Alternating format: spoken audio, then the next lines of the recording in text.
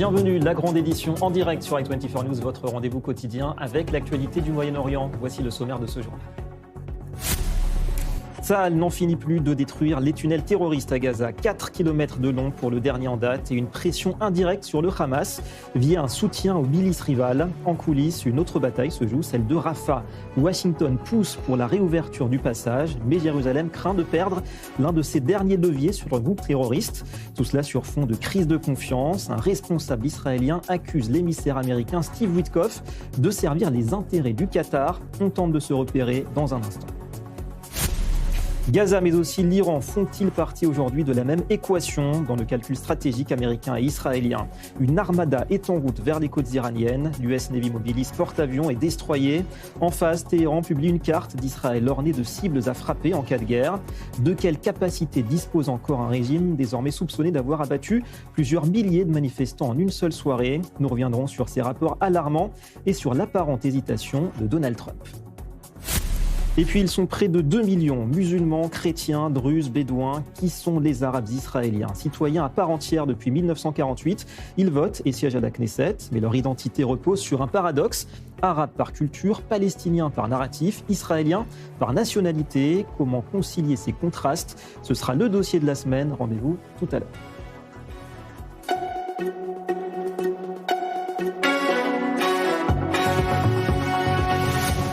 Voilà pour les titres. Bonsoir à tous. Gaza et Iran, sommes-nous en train d'assister à une collision entre ces deux fronts ou à une collusion, un arrangement stratégique entre Israël et les États-Unis? Autrement dit, Washington demande-t-il à Jérusalem de lâcher prise à Gaza en échange d'un engagement américain total face à l'Iran? On va tenter d'y répondre ce soir. Première étape, le sud d'Israël, tout près de Gaza. Bonsoir Jonathan Serrero, notre envoyé spécial. Et Jonathan, beaucoup d'informations ce soir concernant tout d'abord le corps du dernier otage Ran Gvili et aussi cette réunion du cabinet de sécurité.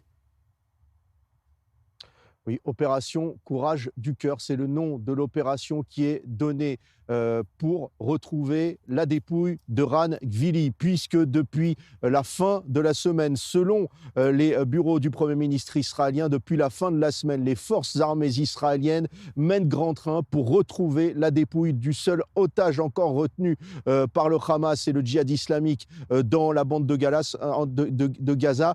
En l'occurrence, le sergent-chef Ran Gvili, du côté notamment des recherches qui se concentrent du côté du cimetière de Darat Toufar, un des quartiers de Gaza, un cimetière qui appartiendrait au djihad islamique. Et a priori, la dépouille de Ran Gvili serait enterrée dans ce cimetière. Pour le moment, les recherches se poursuivent. Selon les responsables sécuritaires israéliens, ces recherches pourraient durer entre des heures, voire des jours. On l'a indiqué lors des derniers points d'information. Israël a affirmé que les recherches s'intensifiaient ces derniers jours. Le chef d'état-major de Tsahal, Eyal Zamir, avait indiqué que ces recherches étaient menées par les soldats de Tsahal ces derniers jours pour retrouver la dépouille de Ran Gvili. Les parents de Ran Gvili avaient affirmé aussi avoir des informations, mais ne pouvaient pas les transmettre. Ce soir, cette information est donc officielle. En ce moment même, les soldats de Tsahal mènent grand train donc pour retrouver la dépouille de Ran Gvili. Un peu plus tôt, le Hamas avait publié un communiqué affirmant qu'il avait donné des informations à Tsahal pour retrouver la dépouille de Ran Gvili. Ces informations s'avèrent fausses puisque depuis déjà des semaines, Israël ordonne au Hamas et au djihad islamique de retrouver la dépouille de Ran Gvili et les renseignements israéliens avaient donné des informations aux deux organisations terroristes palestiniennes pour retrouver le sergent-chef Ran Gvili. L'attente interminable. Et puis on le disait, Jonathan, toujours beaucoup d'activités pour ça en ce moment, destruction de tunnels, le soutien aux rivaux du Hamas et puis cette question cruciale, celle du checkpoint de Rafah. Destruction de tunnels dans le sud de la bande de Gaza, 5000 km de tunnels, 5 lanceurs de roquettes aussi localisés dans cette partie sud de la bande de Gaza, là où il y a eu un incident sécuritaire pas plus tard que la semaine dernière. Et concernant le point de passage de Rafah, c'est un sujet qui est étudié en ce moment par le cabinet de sécurité qui se réunit autour du Premier ministre Netanyahou. Si la semaine dernière, le point de passage de Rafah allait allait être ouvert, selon les informations qui avaient été transmises par le responsable du gouvernement de technocrates palestiniens et les responsables américains. Du côté israélien, on exige toujours du Hamas de déposer les armes et de rendre la dépouille de l'otage Ran Gvili pour pouvoir ouvrir le point de passage de Rafah. Peut-être que les informations qui nous parviennent ce soir pourraient changer la donne dans les prochains jours concernant l'ouverture du point de passage de Rafah qui sépare la bande de Gaza de l'Égypte dans la partie sud du territoire gazaoui, David. Effectivement, surveillé de près. Donc merci beaucoup, Jonathan Serrero, en direct du sud d'Israël ce soir. Et pour comprendre, nous sommes ce soir avec Raphaël Jérusalemi. Bonsoir et merci à vous, ancien officier du renseignement militaire israélien, et vous êtes l'auteur de l'ouvrage Tribune de guerre. Alors donc ce cabinet de sécurité qui se penchait aujourd'hui sur la réouverture du passage de Rafah. D'abord, pourquoi ce checkpoint concentre à ce point l'attention, voire peut-être une certaine tension désormais entre Washington et Jérusalem? Alors, le passage de Rafah a toujours été le plus stratégique de tous les endroits, de tous les passages de la bande de Gaza, parce que c'est par là qu'est arrivé le principal du ravitaillement en munitions, en armes, en explosifs, en argent, pour renforcer le Hamas. Dans l'autre sens, le passage de Rafah fait craindre aux Égyptiens qu'une ruée de population civile gazaoui tenterait de passer vers le Sinaï, de quitter Gaza. C'est donc un passage essentiel dans les deux sens. Le contrôle de Rafah, en général, fait qu'on a un contrôle de tout le sud de la bande de Gaza, de ce qui y rentre, de ce qui y sort. Donc, c'est évidemment un point extrêmement stratégique. Et donc, Israël ne doit pas céder, vous pensez, ce serait faire un immense cadeau, on le comprend, au Hamas, d'ouvrir ce point maintenant, en tout cas.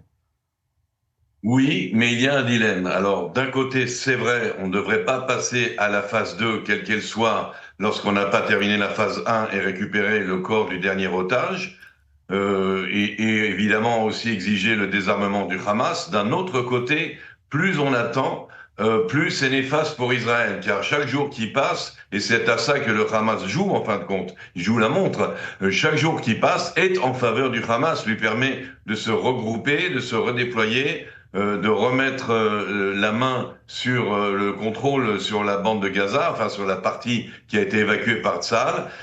Donc là, il y a un dilemme, c'est d'un côté mettre le point sur la table en disant non, messieurs les Américains et la communauté internationale, nous ne pouvons pas avancer parce que nous n'avons pas terminé la phase 1 qui d'ailleurs, elle, a duré beaucoup trop.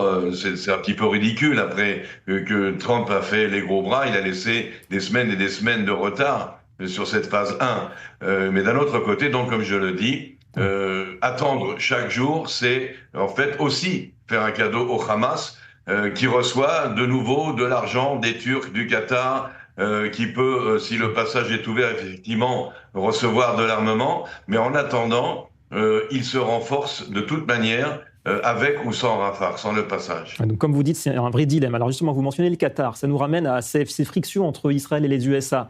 Est-ce que vous comprenez ces accusations d'un responsable quand même israélien qui vise Steve Witkoff, l'envoyé de Donald Trump? Il l'accuse d'être un lobbyiste aujourd'hui au service des intérêts du Qatar. Est-ce qu'il y a un problème de confiance avec ce personnage aujourd'hui? Alors là, c'est y aller un petit peu fort en disant cela. Witkoff est un vrai ami d'Israël.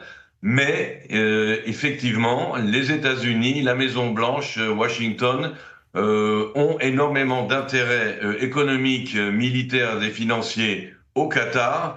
Et malheureusement, leurs relations sont très très étroites avec ce pays qui est en fin de compte non seulement un ennemi d'Israël, mais tout aussi horrible que l'Iran. Le Qatar, c'est les frères musulmans. Le Qatar, c'est l'islamisme à fond la caisse. Le Qatar déteste le monde occidental et compte bien un jour saboter la stabilité de l'Europe et des États-Unis. Malheureusement, à court terme, les Américains y ont leurs intérêts, ils ont leur base principale. Regardez maintenant, à la veille d'une possible attaque contre l'Iran, ils utilisent la base de Al-Hodeida qui est au Qatar. Malheureusement, c'est un aveuglement des Américains qui se fait non seulement au détriment des Israéliens, mais à long terme se fera au détriment de tout le monde, inclus les Américains eux-mêmes. Effectivement, donc attention à tout cela. Et malgré tout, en 2 mots pour conclure sur ça, officiellement, on voit que la coopération stratégique, elle reste efficace entre Israël et les États-Unis. On a vu cette rencontre entre Eyal Zamir, chef d'état-major de Tsahal, et le chef du CENTCOM, l'amiral américain Brad Cooper.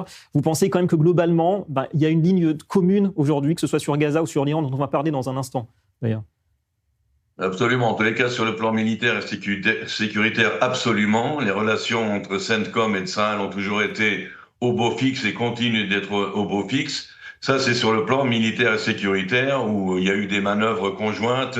Les Américains et les Israéliens savent exactement quoi faire selon différents scénarios possibles, chacun ayant son rôle, si jamais les Israéliens sont appelés à donner un coup de main aux Américains s'il y a une opération.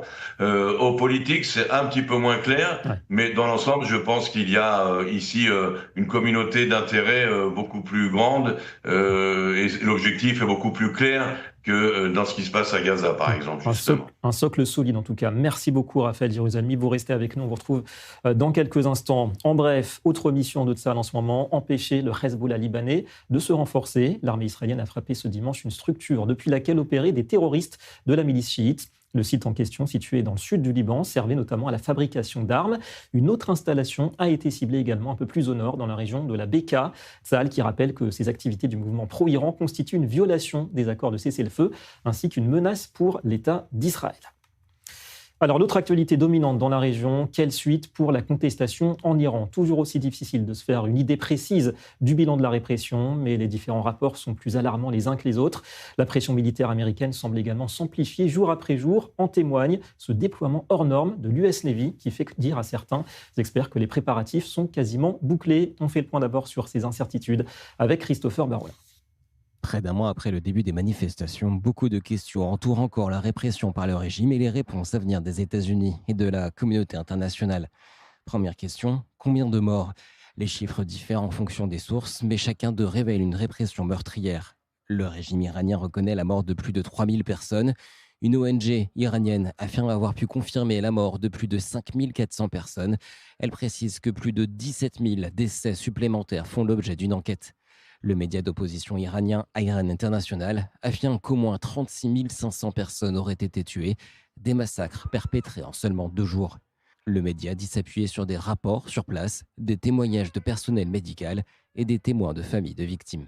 Plus de 36 500 Iraniens ont été tués par les forces de sécurité, ce qui en fait le massacre de 2 jours le plus meurtrier de l'histoire. Certains ont reçu des balles dans la tête alors qu'ils étaient hospitalisés et recevaient des soins médicaux. Dans certains cas, malgré les protestations des familles, les personnes tuées ont été présentées comme membres du régime. Des chiffres alarmants, discutés à l'ONU lors d'une session d'urgence du Conseil des droits de l'homme. Nous ignorons le nombre exact de victimes en raison de la coupure d'Internet, mais selon toute estimation plausible, il s'agit du pire massacre de l'histoire contemporaine de l'Iran. Notre beau pays est devenu un cimetière où reposent les espoirs de notre jeunesse. Le bilan des victimes reste contesté en raison de la coupure des communications qui permet à l'État de contrôler la diffusion de l'information. Les autorités font état de plus de 3000 morts, y compris les forces de sécurité, tandis que certaines estimations de la société civile évoquent des dizaines de milliers de morts, bien qu'aucun de ces chiffres ne puisse être vérifié de manière indépendante. Cet écart considérable illustre comment la coupure de communication a masqué l'ampleur réelle des événements.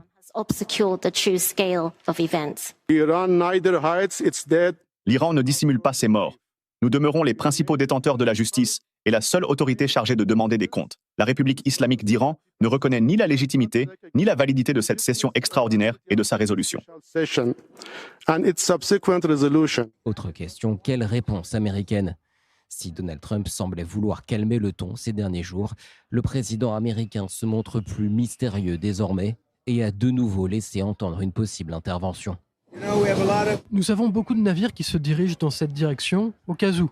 Et nous verrons ce qui se passera. Je préférerais qu'il ne se passe rien, mais nous les surveillons de très près. J'ai empêché 837 pendaisons jeudi. C'est comme si c'était il y a 1000 ans. C'est une culture ancienne. 837 hommes, pour la plupart jeunes, allaient être pendus jeudi. Et j'ai dit, si vous pendez ces gens, vous allez être frappés plus durement que jamais. Ce qu'on a fait à votre programme nucléaire iranien paraîtra insignifiant en comparaison. En Israël, ITA Airlines, la compagnie italienne, a annoncé hier soir annuler ses vols de nuit vers et depuis Israël jusqu'à mardi. KLM a prolongé la suspension de ses vols vers Israël et plusieurs destinations du Moyen-Orient jusqu'à demain. Côté militaire, le commandant du CENTCOM américain a rencontré hier le chef d'état-major israélien. Le cabinet de sécurité se réunit ce soir à Jérusalem. Et on garde également en tête les avertissements de Donald Trump. Il faut, disait-il il y a quelques jours, trouver un nouveau leadership en Iran. Alors qu'est-ce que cela signifie? Bonsoir Chani Guidalia. Bonsoir. C'est lourd de sous-entendus. Qui pourrait donc se retrouver dans le viseur de Donald Trump? Il y a plusieurs cibles qui pourraient être dans le viseur des États-Unis. Tout d'abord, le guide suprême iranien, donc l'ayatollah Ali Khamenei, qui, je rappelle, dirige le pays depuis presque 40 ans, depuis 36 ans exactement, et qui dicte sa politique dans tous les domaines. Donc que ce soit le programme nucléaire, le soutien qui est apporté aux organisations terroristes du Moyen-Orient et également la répression des citoyens. Pour les autres personnes qui pourraient être visées, c'est principalement des membres des Gardiens de la Révolution, donc à commencer par le commandant des Gardiens de la Révolution, Mohammad Pakpour, qui, je rappelle, la semaine dernière avait mis en garde les États-Unis et Israël contre, je cite, toute erreur d'appréciation, dans la mesure où les Gardiens de la Révolution sont véritablement le pilier du régime et comptent presque 200 000 membres. Évidemment, on peut estimer que s'il est éliminé, il sera immédiatement remplacé par son successeur. Ensuite, si l'administration Trump veut s'attaquer au principal bras de la répression des manifestants, eh bien, ce sera le commandant de la milice Basij qui s'appelle Golmarza Soleimani, qui pourrait être éliminé. Il faut savoir que les Basij n'opèrent pas seulement en Iran, ils opèrent aussi au Liban, au Yémen, en Syrie et en Irak. Autre cible dans le viseur des États-Unis, c'est le commandant de la force Quds, Ismail Kahani. Et enfin, Ali Shamkhani, qui est présenté comme le responsable du dossier nucléaire, qui est aussi un des principaux conseillers de l'ayatollah Ali Khamenei. Je rappelle qu'au mois de juin, pendant l'opération Éveil du Lion, il avait été grièvement blessé, mais il a survécu. Donc on voit ces éliminations sont pensées pour affaiblir déjà la capacité d'action des Gardiens de la Révolution, réduire la cohésion interne et perturber les réseaux d'influence de Téhéran. Ouais, ça fait beaucoup de personnages en sursis. Chani, au-delà des leaders, la banque de cibles, quand même, elle inclut également des sites sensibles, des sites stratégiques. Oui, et en tête de liste, il y a des institutions gouvernementales de Téhéran. Donc il y a le siège du Conseil national de sécurité, le quartier général des Basij, le quartier général de la police des mœurs et également le siège des services de renseignement iraniens. Il y a aussi des réserves pétrolières qui pourraient être visées, principalement dans l'ouest du pays, donc à la frontière avec l'Irak. Si ces infrastructures sont touchées et endommagées, évidemment, ça pourrait entraîner l'effondrement de l'économie iranienne, qui est déjà, on le sait, en forte crise. Et ces derniers mois, il faut savoir que l'Iran a développé ses sites de missiles balistiques et également restauré certains sites nucléaires. Donc on peut estimer que s'il y a une frappe américaine, ces sites-là pourraient être visés. Effectivement, priorité et attention donc au coup de grâce à l'économie iranienne. Merci beaucoup, Chani Guidalia. Et ce soir, on a le plaisir d'interroger Emmanuel Razavi. Bonsoir, merci à vous, grand reporter et co-auteur du livre La pieuvre de Téhéran. On va le voir. Alors, Israël, plus les USA, plus les Iraniens eux-mêmes, ça fait quand même beaucoup de monde qui souhaite aujourd'hui la disparition de ce régime des ayatollahs. D'ailleurs, on comprend que ça résoudrait pas mal de problèmes au Moyen-Orient, y compris dans la lutte contre le terrorisme. Néanmoins, est-ce qu'il n'y a pas un risque d'embrasement régional et puis aussi en interne quand même des conséquences qui pourraient être très difficile pour les Iraniens eux-mêmes, pour la population? Alors écoutez, il y a plusieurs scénarios qui sont possibles. Ce qui est certain, c'est qu'aujourd'hui, à l'intérieur de l'Iran, il y a des crimes de masse qui sont commis. Ce sont donc des crimes contre l'humanité, des crimes de guerre. La vraie question, c'est est-ce que la communauté internationale doit laisser, alors qu'elle le sait, laisser le régime continuer de perpétrer en fait ces massacres de masse. On parle quand même, vous l'avez vu, de plus en plus de 30 à 35 000 morts. Probablement sera-ce davantage, parce que les informations en fait qui nous arrivent sont des informations qui arrivent par des personnels médicaux, donc qui recensent en fait ces morts dans les différents hôpitaux, notamment les morgues, mais aussi les hôpitaux en fait de différentes provinces en fait de l'Iran. Donc c'est un vrai sujet. La deuxième chose, et je le dis, c'est très important. Si on n'intervient pas aujourd'hui alors que la fenêtre est là, que va-t-il se passer? On va laisser la République islamique d'Iran obtenir la bombe atomique, elle s'en servira contre Israël. Soyez sûrs de ça. Le régime a montré de quoi il était capable. On assiste à un massacre sans précédent. En Iran, c'est une chose, mais on assiste aussi à un massacre, je parle de ces dernières années, qui est sans précédent en fait également. Alors, quant à la déstabilisation en fait de la région et du Golfe Persique, moi je crois aujourd'hui que c'est le régime iranien qui déstabilise le Golfe. Vous pouvez prendre une chose qui est très simple, c'est ce que disent, moi j'interviewe depuis ces dernières semaines plusieurs chefs des oppositions iraniennes régulièrement. très clairement, je l'ai fait pour le Figaro Magazine, je l'ai fait pour Atlantico, très clairement, tous, sans exception, dans ceux que j'interroge, disent qu'ils sont favorables à un gouvernement de transition démocratique, laïque, qui protège les minorités ethniques et les minorités de genre. Il me semble que c'est quand même autre chose que la République islamique. Ils sont aussi pour la plupart favorables, disons-le tous favorables, à des rapports pacifiés avec Israël. Vous savez que les Iraniens, je ne parle pas du régime iranien, je parle de la population iranienne, veut absolument retrouver des rapports pacifiés avec Israël, qui a toujours été un ami de l'Iran depuis sa création. Ils veulent retrouver aussi, une relation apaisée avec les États-Unis, c'est-à-dire avec l'Occident. Donc vous voyez, je pense que le choix, je sais qu'il est compliqué à faire, militairement parlant, enfin, entre un régime qui n'a rien à envier au régime nazi et, si vous voulez, une promesse d'avenir avec des mouvements démocratiques, voilà, je crois que le choix doit être fait. Donc c'est ça, si rien ne se passe, si les USA n'interviennent pas, il y a donc des risques immenses qui risquent d'apparaître de la part d'un régime, c'est ça aussi qui est important, qu'il y aura une soif de revanche et qui va donner le tout pour le tout, qui se sait en sursis. Non mais, ce régime de toute façon est voué à disparaître tôt ou tard, il se sait en danger. Il y a une fracture générationnelle qui est importante. En Iran, vous le savez, pays de 90 millions d'habitants, moyenne d'âge 32 ans. La jeunesse iranienne ne veut plus de ce régime. Plus de la moitié des Iraniens ont moins de 40 ans, d'accord ? Donc pour se maintenir, il a recours en fait à la force, mais il a recours, je dirais, à une force qui massacre. Ce sont des escadrons de la mort quand même qui opèrent en Iran, il faut le rappeler. Vous avez des gens du Hezbollah libanais, vous avez en fait les milices chiites irakiennes, et vous avez les fameux Fatemiyoun, vous savez, afghans. Ces gens-là ont l'ordre de poursuivre en fait les manifestants qui s'échappent, de leur tirer dans le dos. On a des témoignages, témoignages aussi. On a entendu, pardon, c'est important, on a entendu effectivement qu'il y a une traque des blessés, c'est-à-dire des manifestants sur lesquels on a tiré, on les traque jusque chez eux pour ensuite aller les achever quelque part, on ne sait pas où. Ça, vous confirmez que c'est possible ? Écoutez, en tout cas, il y a beaucoup de témoignages que je reçois de gens qui ne se connaissent pas, de gens en fait qui témoignent depuis des villes différentes. Vous savez, l'Internet passe très mal, mais on recommence à avoir quelques informations en fait qui arrivent. En fait, ces témoignages, si vous voulez, c'est troublant quand même parce c'est terrifiant même, je dirais, parce qu'ils viennent de personnes différentes dans des villes différentes. On a même des témoignages qui expliquent comment en fait des gens sont morts à l'hôpital, soit tués, soit sont morts en fait faute de soins. Vous avez aussi une chose, c'est que des gens en fait n'osent pas aller, qui sont grièvement blessés, n'osent pas aller se faire soigner à l'hôpital de peur en fait d'être arrêtés, torturés, etc. Dès lors, en fait, ils se laissent mourir, vous voyez, n'importe où, dans la rue, chez eux. Voilà, enfin, la situation... alors moi, je veux bien qu'on discute sur les chiffres. C'est très difficile de vérifier, je dirais, à la personne près, mais il y a une réalité, c'est quand même qu'ils sont très, très, très alarmants. On ne peut pas rester, la communauté internationale ne peut pas rester sans rien faire. On ne peut pas, rester les yeux fermés, alors qu'une population entière qui se bat, je le dis, c'est important, pour les mêmes valeurs que celles que nous défendons en fait en France, dans les démocraties en fait occidentales, on ne peut pas les laisser continuer à être massacrés comme ça. Donc on a bien compris le message, urgence à agir et puis préparer l'après-régime.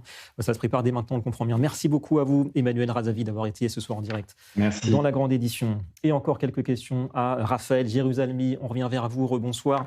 Alors c'est vrai qu'on spécule toujours autant sur une intervention militaire américaine parce qu'on a une armada maintenant US qui s'approche des côtes iraniennes. Est-ce que pour vous c'est quelque chose qui est déjà acté ? Est-ce que c'est une question de temps ? Alors, si c'est un bluff, c'est le bluff le plus coûteux de l'histoire militaire mondiale, parce que on parle de centaines de millions de dollars que faire venir ces porte-avions, ces destroyers, ces bombardiers dans la région, c'est quand même une opération extrêmement coûteuse. Alors, pour l'instant, il y a deux choses qui ralentissent la possibilité de l'opération. La première, c'est que pas tous les bâtiments navals et pas tous les avions nécessaires sont arrivés sur place. Surtout les systèmes aussi de défense antiaérienne de style THAAD qui sont encore en route. Certains seront d'ailleurs déployés même en Arabie Saoudite et dans les pays voisins de l'Iran. Donc tout ça, on parle encore de quelques jours pour que tout soit mis en place et qu'à ce moment-là, il y ait véritablement la puissance militaire nécessaire pour pouvoir agir sereinement. Et effectivement, il y a un problème, c'est qu'il faut être certain que tout sera mis en place et sera utilisé comme il le faut, car tant Tsahal que l'armée américaine ont utilisé beaucoup de munitions durant la guerre des 12 jours, en juin dernier. Justement, des missiles THAAD qui ont été tirés pour protéger Israël. Et ça, c'est très difficile à remplacer. Ça prend des mois à remplacer. Énormément de dômes de fer qu'il faut aussi remplacer. Donc, ça prend un petit peu de temps. En attendant, on joue sur les nerfs de l'ennemi, des Iraniens, qui sont en alerte rouge depuis déjà pas mal de jours et de nuits. On peut observer en plus comment ils se sont déployés justement en état d'alerte et donc observer exactement comment ils se conduisent.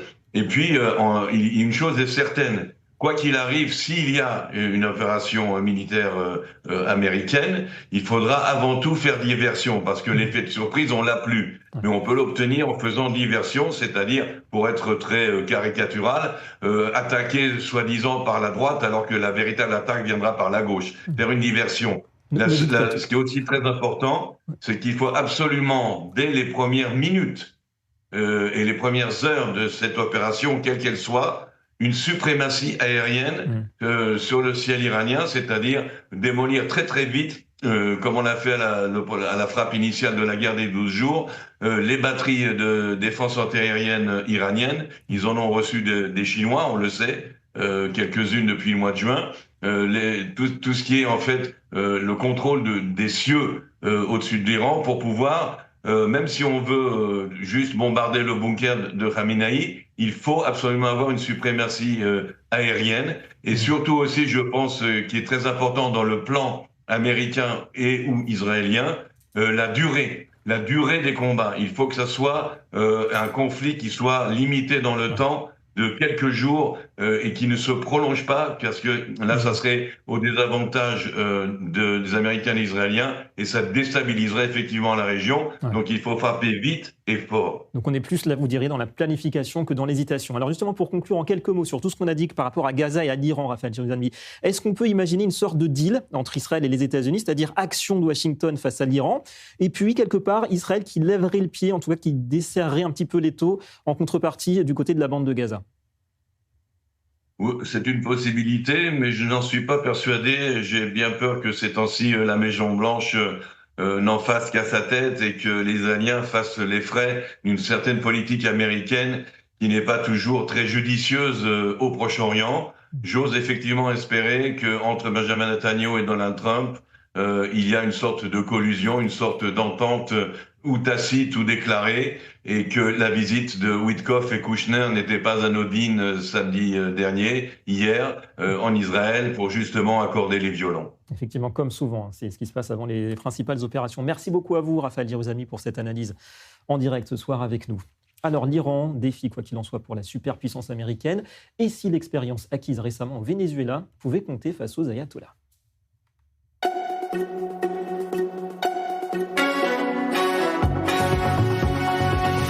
Discombobulator, le nom étrange de l'arme secrète qui aurait mis à genoux la défense du Venezuela et de son président Maduro il y a 3 semaines de cela à Caracas. On va revenir sur l'une des révélations du week-end, faite par Donald Trump en personne, une arme sonique unique au monde.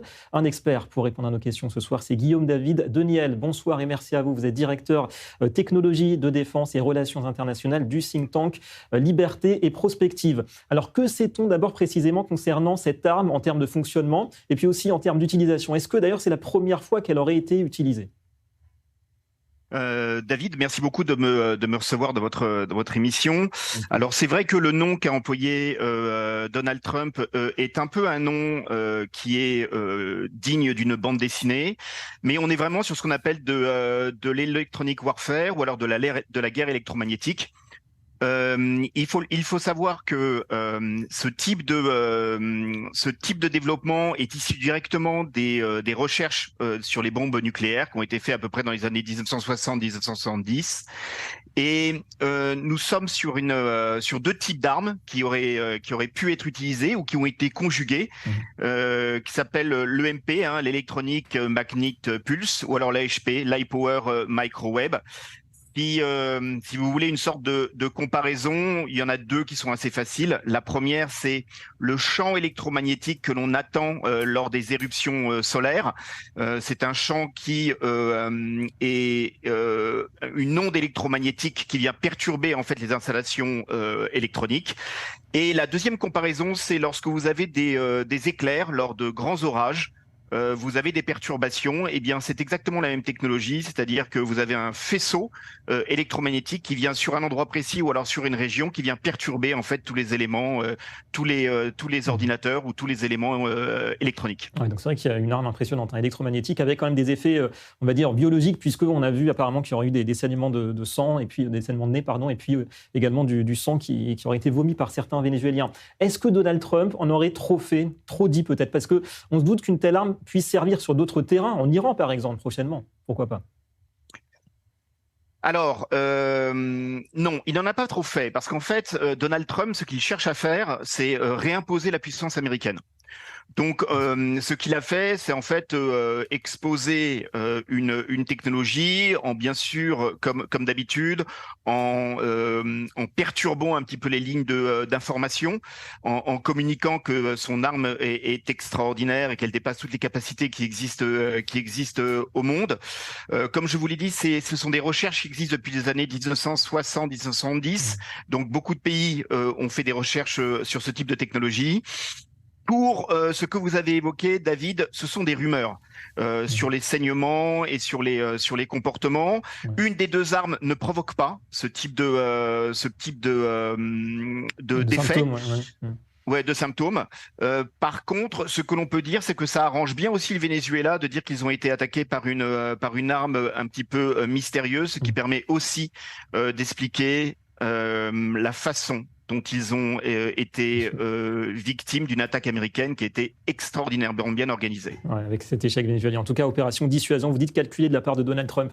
Est-ce qu'il existe, la dernière question, des équivalents ailleurs dans le monde? Parce qu'on s'imagine que le compte à rebours est quand même lancé déjà avant que d'autres puissances, d'autres entités ne mettent au point des armes plus ou moins similaires.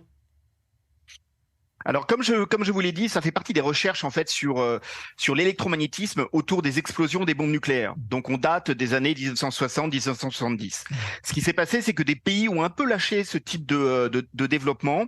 Et avec la guerre Ukraine-Russie et les drones, la guerre électromagnétique a repris le dessus. Donc, les recherches se sont accélérées et il y a particulièrement 3 pays qui sont très actifs sur ce type de technologie. C'est les Russes, qui n'ont jamais lâché la recherche électromagnétique et qui sont très en avant sur ce sujet, les Américains et les Chinois. Donc, alors il y a un peu les Anglais, mais disons que les 3 premiers sur cette liste sont les Russes, les Américains et les Chinois. Donc une remise au goût du jour quelque part de ces armes dont effectivement les recherches datent d'il y a plusieurs décennies de cela. Merci beaucoup à vous, Guillaume David Doniel, d'avoir été en direct ce soir avec nous pour les 3 questions. Merci beaucoup, David. Par la politique israélienne. Qui pour défendre l'UNRWA en Israël? On va le savoir avec le parti pris de cette édition.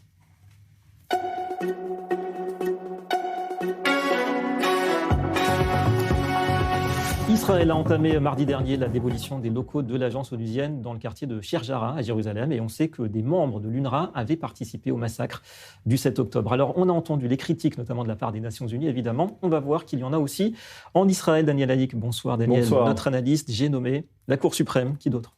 Comme il fallait s'y attendre d'une certaine manière. Vous l'avez remarqué certainement, David, ces dernières semaines, la Cour suprême fait feu de tout bois. Et on peut dire en particulier le président de la Cour suprême, Yitzhak Amit.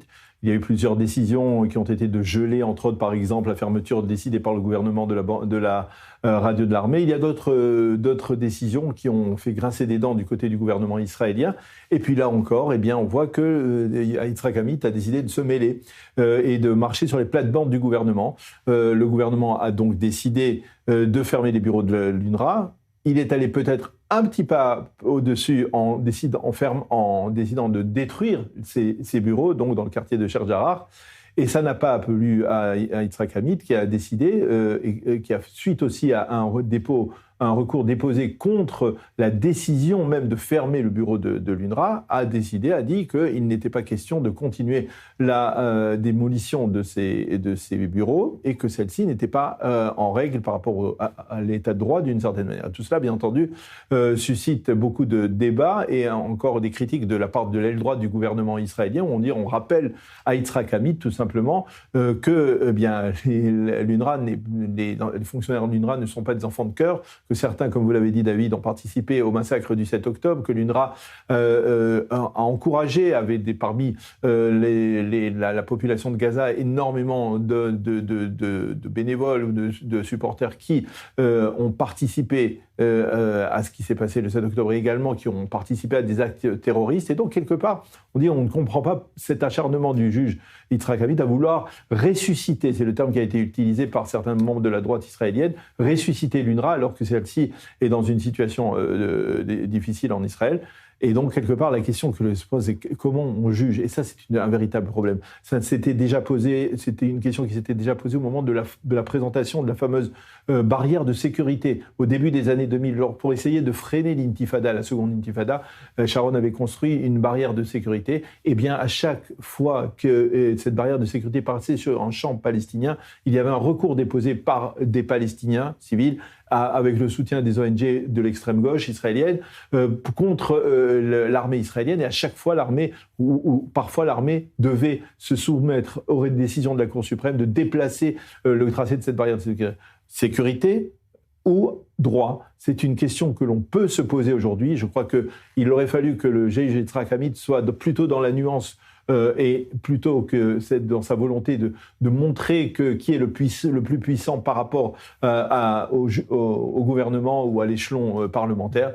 Et malheureusement, le juge Yitzhak Amit est dans une sorte de course contre la montre pour essayer de prouver que la Cour suprême doit rester la puissance qui doit avoir le dernier mot. Et ça, c'est problématique. Il faudrait qu'il fasse montre de plus de nuances et qu'il prouve qu'il n'est pas tout à fait déconnecté de la réalité sur le terrain, de la situation sécuritaire de l'État d'Israël et que parfois aussi la sécurité oblige le gouvernement à prendre des décisions qui vont peut-être parfois au-delà du droit. C'est vrai qu'on aurait pu s'attendre à une sorte de consensus en Israël contre l'UNRWA, au vu du caractère honteux de cette participation des membres de l'UNRWA dans les massacres et puis au vu de l'horaire évidemment du 7 octobre. Daniel Haïk pour le parti pris. Merci beaucoup Daniel. On va passer tout de suite à l'info chrono.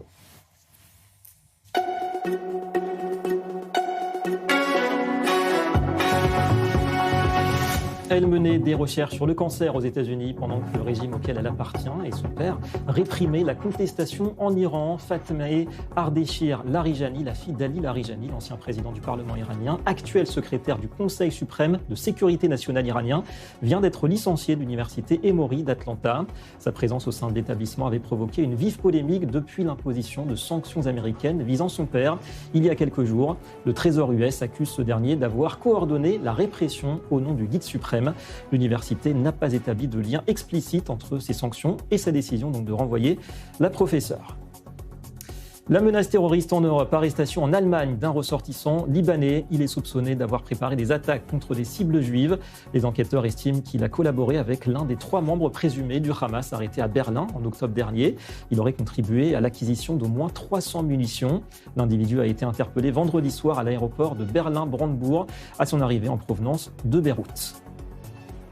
Enfin, ce nouveau rassemblement contre la violence et la criminalité au sein de la société arabe. Cette fois, c'est à Tel Aviv que plusieurs milliers de manifestants ont exprimé leur colère en bloquant ce matin brièvement la circulation sur l'autoroute Ayalon.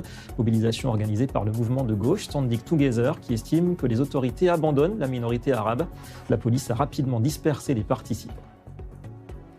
Et bien justement, dans la grande édition, le dimanche coïncide, vous le savez, avec l'ouverture d'un nouveau dossier de la semaine. On s'attaque à une thématique sensible, complexe, les Arabes israéliens, identité et perspective.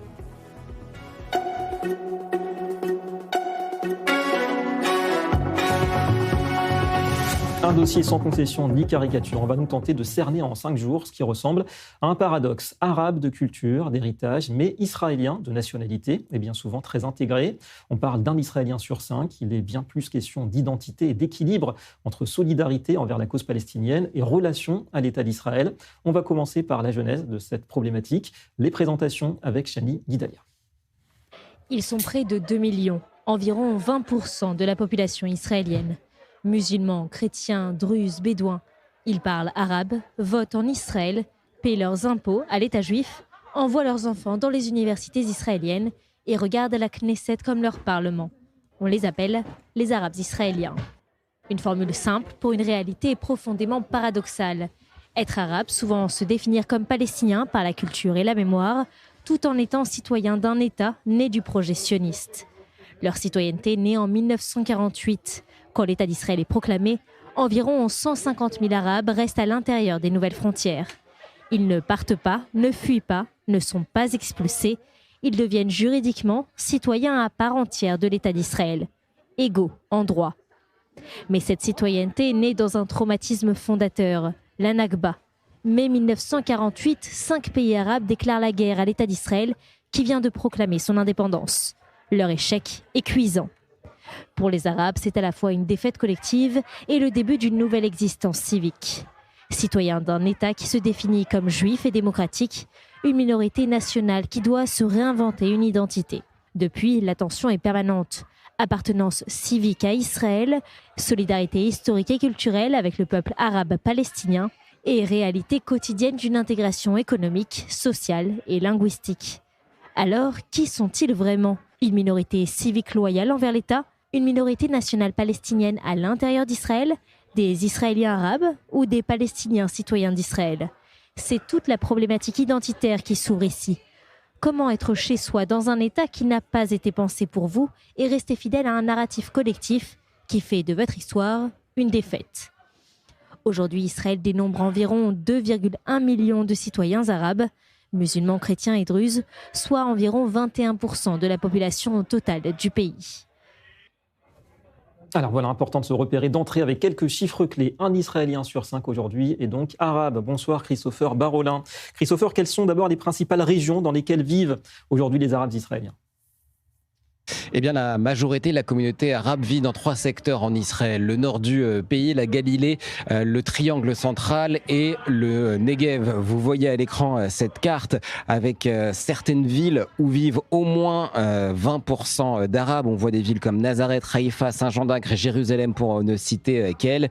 Évidemment, cela ne veut pas dire qu'il n'y a aucun autre citoyen arabe qui vit dans d'autres pays. Ici, par exemple, à Tel Aviv, on recense environ 18 000 arabes, dont une majorité vivent dans le quartier sud de Tel Aviv, le quartier de Jaffa. Pour ce qui est de la confession de ces arabes israéliens, eh bien, la grande majorité sont des musulmans, 83%, et vous le voyez donc, des minorités sont de confession druze, entre guillemets, 9% des arabes sont des druzes, et enfin, 8% sont des chrétiens. Une majorité, ici à Tel Aviv, vit d'ailleurs à côté de nos studios. Effectivement, et puis on comprend l'importance de ce paramètre démographique. Christopher, quelle évolution ces temps-ci ? Quelle tendance, si l'on peut dire ? Eh bien David, si on prend les chiffres pour cette année 2025, sur environ 182 000 naissances en Israël, près d'un quart d'entre elles étaient chez des mamans arabes. Le taux de croissance de la population arabe est supérieur à celui de la population juive, mais la croissance démographique de la population arabe est en train de ralentir. Vous voyez ces chiffres s'afficher. Les femmes arabes avaient chacune près de 5 enfants dans les années 90, moins de 4 en 2015 et moins de 3 en 2022. Des chiffres qui indiquent qu'une majorité des Arabes israéliens ont décidé de rester ici en Israël, de faire leur vie ici dans ce pays.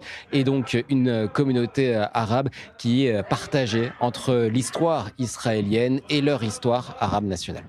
Merci beaucoup Christopher Barolin pour ces précisions. Alors, arabes et israéliens, est-ce aussi incompatible aujourd'hui que cela aurait pu l'être ? Il semblait il y a 77 ans. On va se tourner vers le docteur Amin Boukhari ce soir. Bonsoir et merci à vous. Vous êtes délégué de la minorité arabe palestinienne en Israël. Alors justement, est-ce qu'on peut se sentir citoyen à part entière, vous diriez, dans un État qui a déjà son identité, celle d'un autre peuple, en l'occurrence le peuple juif ? Oui, disons que c'est compliqué, c'est complexe. Et on aimerait bien y accéder à ce sentiment et à ce point, mais la réalité est beaucoup plus complexe. Et d'abord, il y a le 7 octobre qui a fait une faille dans cet effort vers l'essai général de rapprocher entre les deux communautés. Et la deuxième chose, c'est que, et en plus, même avant le 7 octobre, des lois comme la loi de la nationalité qui est précise que l'État d'Israël c'est un État spécial et juif et c'est pas un État comme tous les États du monde, que c'est un État pour tous ses citoyens et fait la tâche beaucoup plus difficile. Donc des clivages très forts, même si on rappelle quand même que tous les Arabes israéliens peuvent voter. Il y a quand même une dizaine de députés régulièrement à la Knesset. Est-ce que ça compte? Est-ce que d'ailleurs, voilà, sur ça justement. Oui, voilà. Mais ça, il y a des choses qui sont un peu comme le mirage. Et ça veut dire que c'est des choses pour faire beau aux yeux. Et quand on a le droit, et même aujourd'hui, déjà, c'est pas pareil. Et avant le 7 octobre, il y avait encore plus de liberté et d'expression et de révolte, etc. Hier, par exemple, un ancien maire qui a participé à une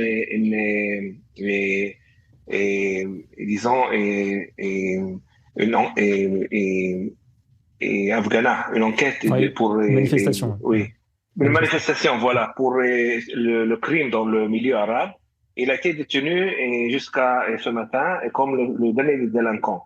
Donc, ce droit a été déjà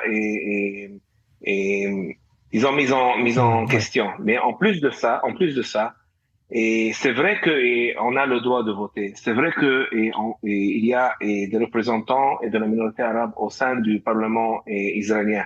Mais ils n'ont pas la possibilité de faire avancer quoi que ce soit. Toutes les lois qui sont avancées, ces temps-ci, c'est des lois et même à la limite du racisme. Mais ça, malheureusement, c'est effectivement le lot des minorités, parce que on parle d'1/5 de la population, mais on voit aussi quand même beaucoup d'Arabes aujourd'hui en Israël qui se disent fiers d'être à la fois arabes et israéliens. Est-ce qu'il y a une tendance peut-être qui va dans ce sens? Est-ce que vous-même peut-être vous vous sentez à la fois arabe pleinement et aussi israélien? Vous revendiquez cette double appartenance? Disons, c'est très difficile de dire ça. Et tant que Israël a mis comme son ennemi, son premier ennemi, et le peuple palestinien, et dont on fait part, c'est une situation très difficile à envisager. Et si, par exemple, l'État d'Israël avait mis comme ennemi et des peuples très lointains ou je sais pas moi, des extraterrestres, c'est des choses qu'on aurait pu vivre avec beaucoup plus facilement. Mais c'est l'État dont on vit et avec le peuple dont on appartient. C'est une situation très complexe qui fait la tâche très difficile. Et il faut savoir aussi que, par exemple, il y a des réalités sur le terrain. Et par exemple, depuis 80 ans, 78 ans, il n'y a même pas un village ou une ville arabe qui a été née depuis.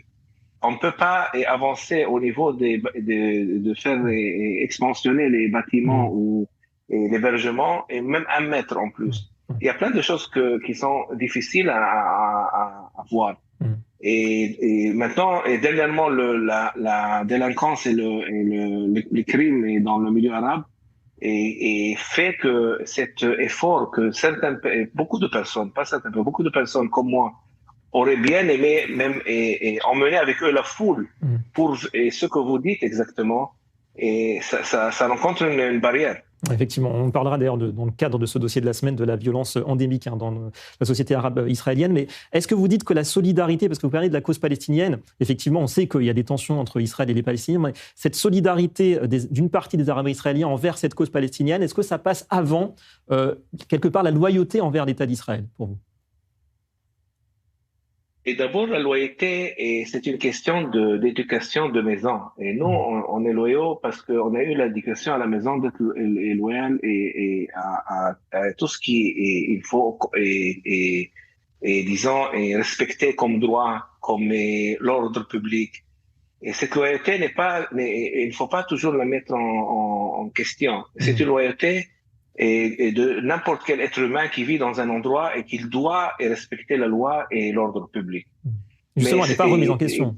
Voilà, elle n'est pas remise en question. Voilà, c'est ça. Que ce soit clair. Voilà. Et par contre, nous, on veut plus que ça. On veut une vie commune et une vie en paix, une vie d'égalité, de fraternité, d'amour entre les deux peuples, de bonnes choses, pas de méfiance ou ou de choses qui sont forcées de l'extérieur ou de l'intérieur même.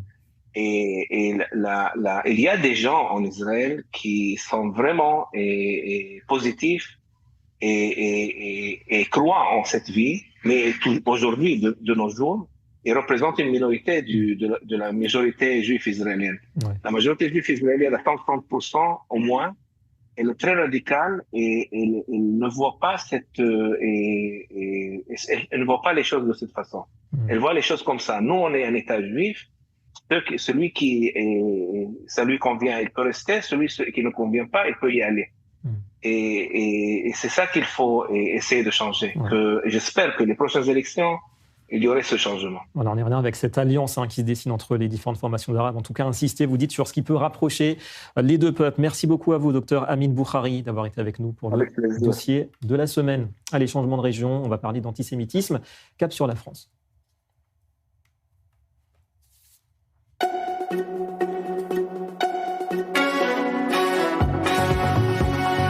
15 mois de prison ferme pour la cofondatrice du collectif Nice à Gaza, Amira Zaiter, est inscrite d'ailleurs au fichier des auteurs d'infractions terroristes. Bonsoir Anna Papiachvili depuis nos studios parisiens. Anna, le jugement portait notamment sur ses encouragements au terrorisme et ses publications antisémites. Bonsoir. Oui, déjà condamnée pour ces faits similaires, cette militante pro-palestinienne était de nouveau jugée ce vendredi à Nice pour apologie d'actes de terrorisme, de crimes contre l'humanité et incitation à la discrimination ou à la haine raciale pour une série de publications faites entre juin et octobre 2025 sur ses réseaux sociaux. La cofondatrice de l'association Nice à Gaza a été reconnue coupable et condamnée à 15 mois d'emprisonnement ferme avec maintien en détention. Elle a également écopé de plusieurs amendes, d'une peine d'inéligibilité de 10 ans, ainsi que d'une inscription au fichier des auteurs d'infractions terroristes. En cause, donc, ces messages d'appel au boycott, à la haine sur ces réseaux sociaux. Certains de ces posts faisaient référence à Hitler, au Hamas ou encore des dessins satiriques jugés antisémites. Durant le procès, le président s'est étonné. « Je suis surpris, madame, dit-il.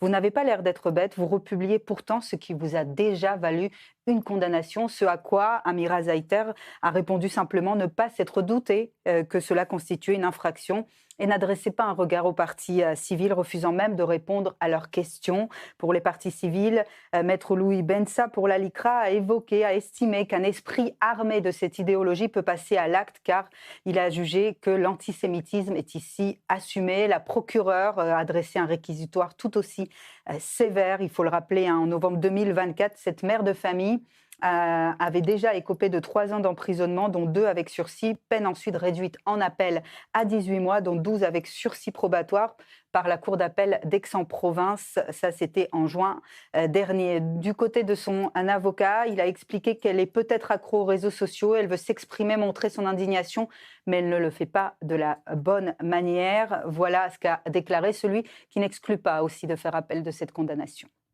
Condamnation donc, merci beaucoup Anna Papiachvili depuis nos studios parisiens. Le nouveau rendez-vous du dimanche dans la grande édition Une Page Santé avec le docteur Joseph Zrien. Bonsoir et merci à vous. Consultant médical i24 News, vous êtes gériatre et médecin acupuncteur. Eh bien ce soir un fléau, on va en parler, qui touche les jeunes, les moins jeunes, c'est le cancer du sein. D'abord question dépistage et diagnostic, le mode d'emploi. Alors d'abord, pour de dire que informer, dépister, soigner, accompagner, c'est tout le cœur de cette page santé. Et cela s'applique particulièrement au sujet de ce soir. Le cancer du sein est le cancer le plus fréquent chez la femme. Mais les progrès médicaux ont profondément changé le pronostic avec des résultats inespérés. Alors le dépistage, il est de plus en plus précoce et de plus en plus précis. Grâce à la mammographie, ce sont des appareils modernes qui donnent des résolutions parfaites. Elle est systématique dans la quasi-totalité des systèmes de santé.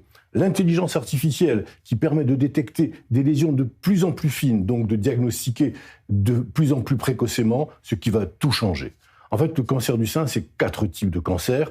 Le premier, c'est l'hormonodépendant, le plus fréquent avec un bon pronostic. Le deuxième, c'est HER2 positif, qui est agressif, mais nous avons maintenant des thérapies ciblées. Le triple négatif, qui est très sensible, agressif, mais qui est, grâce à l'immunothérapie, on a de bons résultats. Et le quatrième, c'est les carcinomes in situ, qui sont des formes très précoces et très souvent rapidement guérissables. D'où l'importance du diagnostic. Alors justement, traitement, prévention, comment on s'y prend ? Eh bien, écoutez, c'est la question. Le traitement, c'est la chirurgie, bien sûr, qui est de plus en plus conservatrice. Les mastectomies ne sont plus systématiques et nous avons maintenant la possibilité de faire de bonnes reconstructions. La radiothérapie, avec des protocoles de plus en plus courts, des thérapies ciblées avec les anti-HER2, l'immunothérapie pour les triples négatifs, avec de très bons résultats, y compris dans les cancers les plus agressifs. Et aujourd'hui, nous pouvons proposer la préservation de la fertilité chez les femmes plus jeunes, avec moins d'effets secondaires dans les traitements, et puis un accompagnement avec de l'acupuncture et des suivis psychologiques systématiques.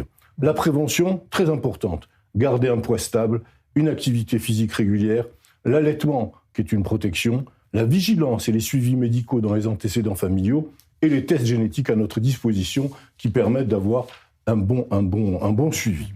La conclusion, si vous permettez. Derrière chaque diagnostic de cancer du sein, il y a une femme, une famille, une histoire. Aujourd'hui, la science apporte beaucoup plus d'espoir que jamais, car détecter plus tôt le cancer du sein guérit dans près de 90% des cas. Alors, de grâce, mesdames, mesdemoiselles, faites-vous suivre régulièrement. Votre santé est ce que vous avez de plus précieux. Prenez-en soin. Ouais, le message est passé. En tout cas, on va rappeler quand même que ça touche y compris des femmes de plus en plus jeunes. On a l'impression parfois. En Israël aussi, ça reste une préoccupation santé. Tout à fait. En Israël, nous avons de très bons systèmes le système de santé israélien est très au point et permet d'avoir vraiment un accompagnement, un suivi. Et la prévention est très au point dans les coupes pétrolières. Voilà, donc tous les outils sont là. Il suffit de s'en occuper donc le plus tôt possible et suivre donc régulièrement des évolutions éventuellement. Merci beaucoup à vous, docteur Joseph Zrien, pour cette importante page santé. Encore une fois, de nouveau, donc rendez-vous du dimanche dans la grande édition. Voilà, c'est la fin de ce journal. Merci à vous d'avoir été avec nous. Vous retrouverez tous nos programmes évidemment sur les réseaux sociaux et sur notre site internet i24news.tv. Rendez-vous tout de suite avec Mary Maman pour Regard croisé, le rendez-vous du dimanche soir. Très bonne soirée à tous sur i24news.